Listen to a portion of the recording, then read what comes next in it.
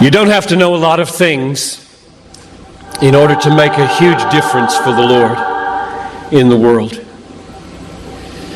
But you do need to know a few things that are great and be willing to live for them and die for them. Will I let Jesus prove to me that He's truly my strength? To let Him prove inside of me that through Him I can do all things. The True Strength Life Podcast with Aaron Simpkins.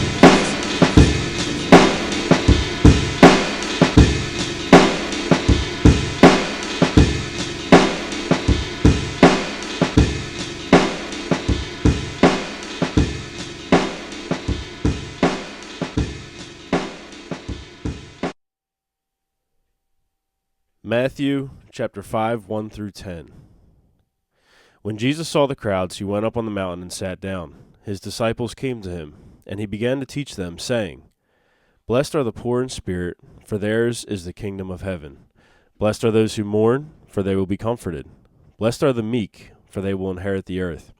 Blessed are those who hunger and thirst for righteousness, for they will be filled. Blessed are the merciful, for they will be shown mercy. Blessed are the pure in heart, for they will see God. Blessed are the peacemakers, for they will be called sons of God.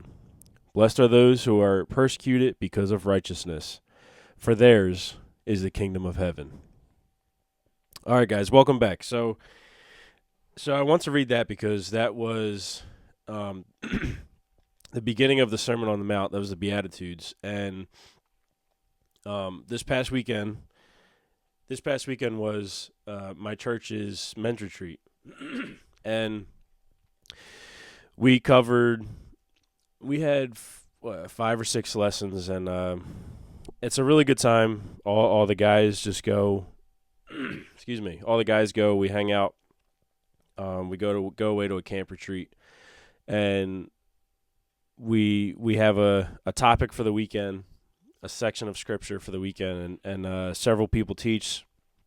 We have, multiple lessons. We eat meals together, we hang out, and one thing I'll definitely say before I get into some of the teachings of what we talked about, the fellowship that you get when you do something like that is incredible. That alone is a reason why you should go. That alone is a reason why you should participate in something like that, something like a retreat.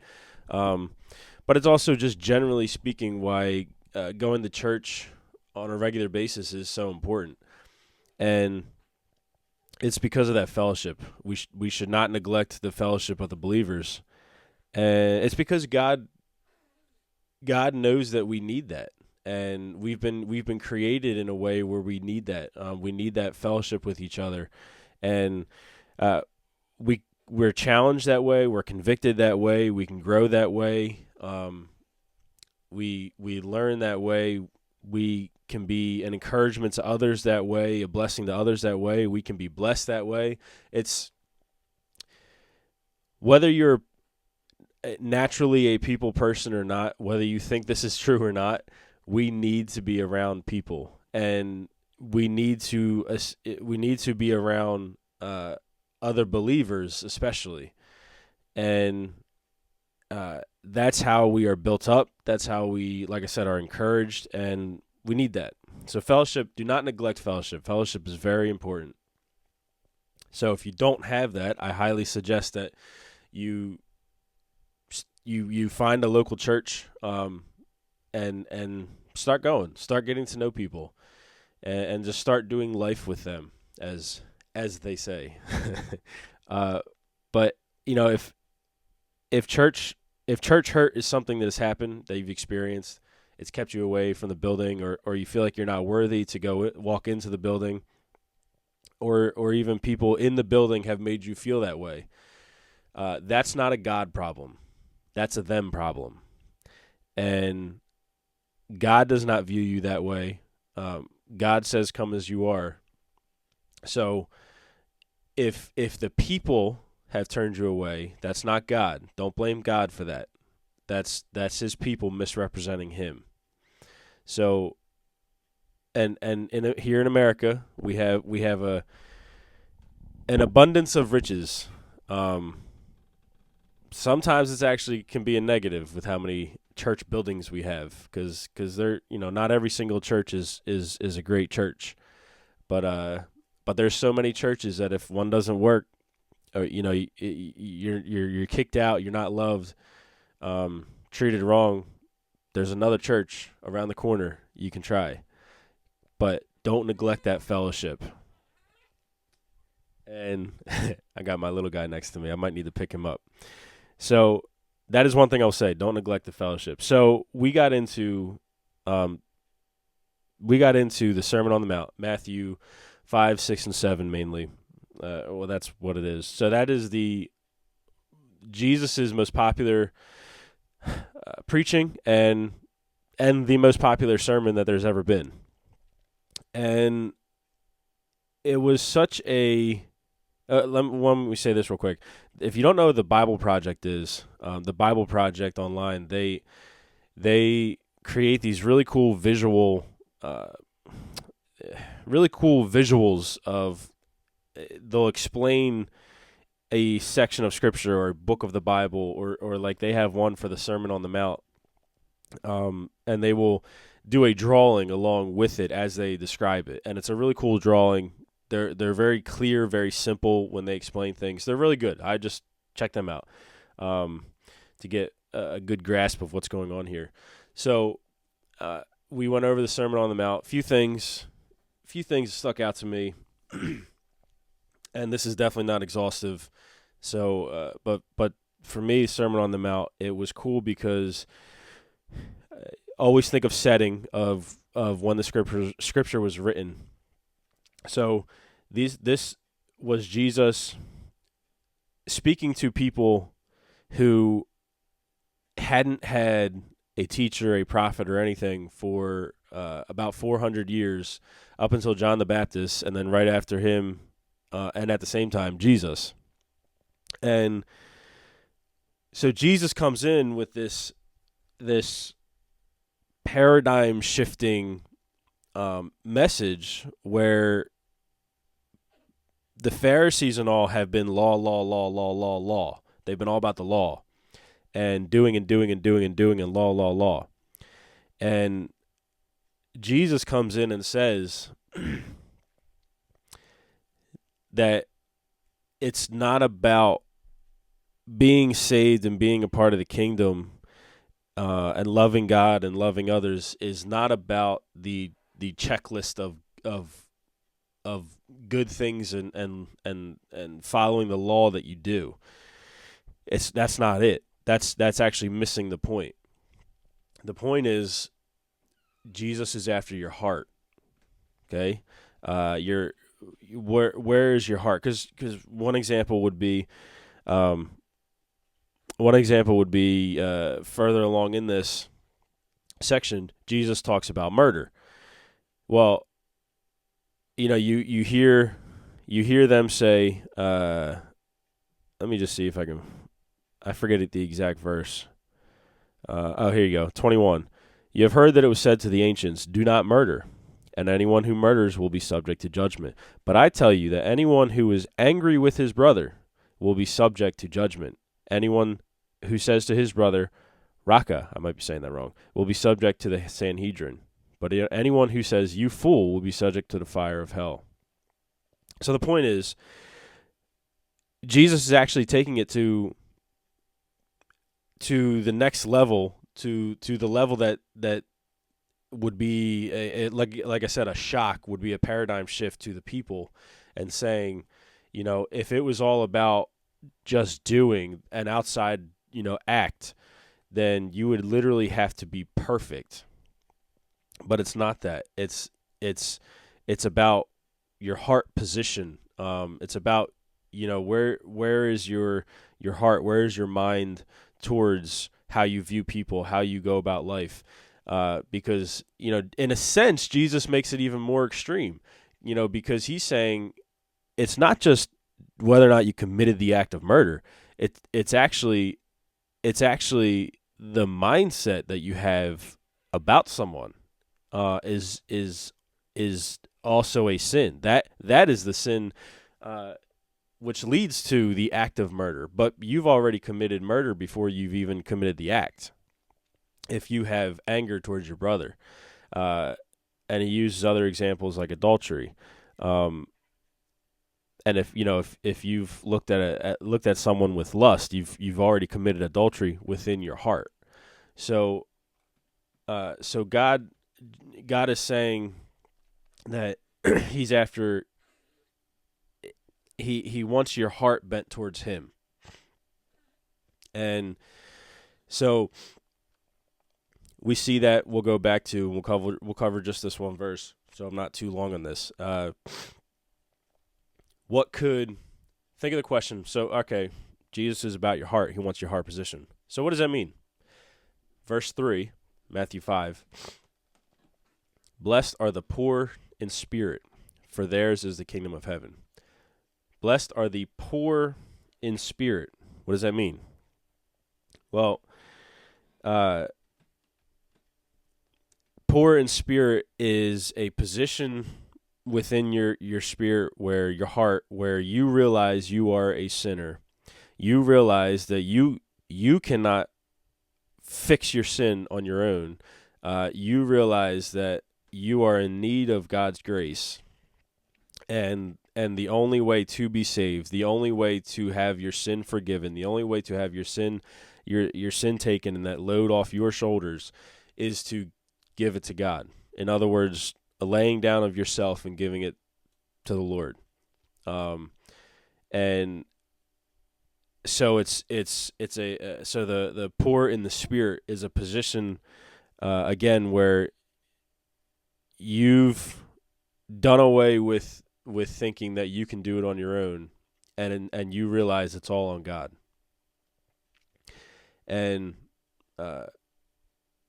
so think about all these things. What I go back to, the beginning of what I read. So verses 3 through 10, poor in spirit, those who mourn, are meek, hunger for thirst and righteousness, are merciful, pure in heart, peacemakers. These are all positions of your heart, or these are all things that are not tangible. They are not, like we talked about over the weekend. These are things everyone can and should do, and can be like. These are all things that. This is another thing that would have been a part of the paradigm shift for the people he's talking to, is the fact that these are things that everybody can do, not just the elite of the society, not just the, people who know the scriptures, not just the Pharisees who are the, quote unquote religious leaders. And even to this day, these are not just things that just your pastor does, or your priest or whoever. These apply to you. These apply to me. These apply to my wife. This is every individual, no matter your background, your financial status, what has happened to you or hasn't happened to you, any of that. This is you. This applies to you, and so this is it was a message that was for everyone, not just a certain group. And that alone would have been huge for the audience that Jesus was speaking to. So again, be poor in spirit. Give your spirit to the Lord, and you will be blessed. But at the same, it's just it. I kind of lost my train of thought where I was going with that, but it's an amazing passage. Matthew 5, 6, and 7. There's a lot, and I even said at the end. I even said at the end of this of the weekend, as I was kind of leading a discussion among all the guys. I still don't feel like I have a great grasp on this section of Scripture, because it's so heavy. There's so much here, and to be honest, going into the weekend, I didn't even have this simple understanding that this was all about Jesus making the point that this is about our heart position, and changing the idea that it's all about just doing and having a checklist. I didn't even really have that understanding going into this weekend, so I'm very thankful that shifted for me. So Sermon on the Mount, Matthew 5, 6, and 7. It's about our heart position, and it's Jesus' most famous sermon. Remember who he's talking to, regular people, and several thousand people, which is really cool. You can look up some videos and stuff of showing where this most likely happened, like the actual landscape, and it's really cool. So, yeah, just wanted to touch on that, and because I believe it's really important, and something we all should know about. We all should want to know about. Come as you are to God. He wants your heart, and he doesn't care where you're at in life. He doesn't care. I shouldn't say he doesn't care. He cares. He cares about you and everything about you. But it doesn't matter where you're coming from. He just wants you. He just wants your heart. He just wants your mind, and that shouldn't be a scary thing to us. That should be actually a freeing thing to us. Realizing that we don't need to carry this load anymore in our life. We don't need to carry this burden of all of our crap and all of the people's around us crap. We don't need to carry that. We can give that to God, because 1 Peter 5:7, give all our cares and anxieties to the Lord because He cares for us. So there's that recap. So jumping into a few different things. Again, I don't want to be super long, but you've heard me. I'm sure you're not surprised by this news, that I'm very excited for it. Trump has been making obviously we're shifting now to more political news, but Trump has been making what a lot of people have compared to like NFL picks. There's never really been a time before where people have been so excited and also just so into who the president-elect is going to pick for their administration. So some people have compared to what's going on with Trump as like the NFL draft. And, here's his top pick for this position, and here's his pick for this position. And then they go into the whole review of the person and jumping into the, what they're about and where they come from and all that. And so one of the biggest ones was announced recently, a couple days ago. If you followed Trump, it could have even been the reason you voted for him, but you're not necessarily surprised by this, but you're actually kind of relieved and just excited that this actually happened. Trump announced that he would officially be appointing Robert F. Kennedy Jr. To be the lead of the Department of Health and Human Services. And so what that means, I'll just read real quick. The mission of the U.S. Department of Health and Human Services is to enhance the health and well-being of all Americans by providing for effective health and human services, and by fostering sound, sustained advances in sciences, underlying medicine, public health, and social services. Okay, that all sounds great. The problem is it's been pretty horrible as of late. And I'm not going to say all bad. I'm definitely not going to say all the people in it are bad or doing a bad job. And I'm not going to say that they don't have a hard task. But the problem is they could be doing much, much better. And these organizations could be doing much better. These departments could be doing much better. And so Kennedy's whole thing has been make America healthy again. And so many people, including myself, are very excited about this, very excited about Kennedy, being put in that position. And many people are also scared because they have their certain views of Kennedy. It seems to me that you either love him or you think he's a kook. You think he's a crazy person, which I've come across a lot of those people. And I think he has some crazy views on some other stuff, but in terms of his knowledge and his understanding of just general people's health, and then also how to, from a governmental standpoint, how to affect people's health in a positive way in ways that we haven't been doing on large scales. I'm excited for the fact that he's going to be the person that's in charge of that.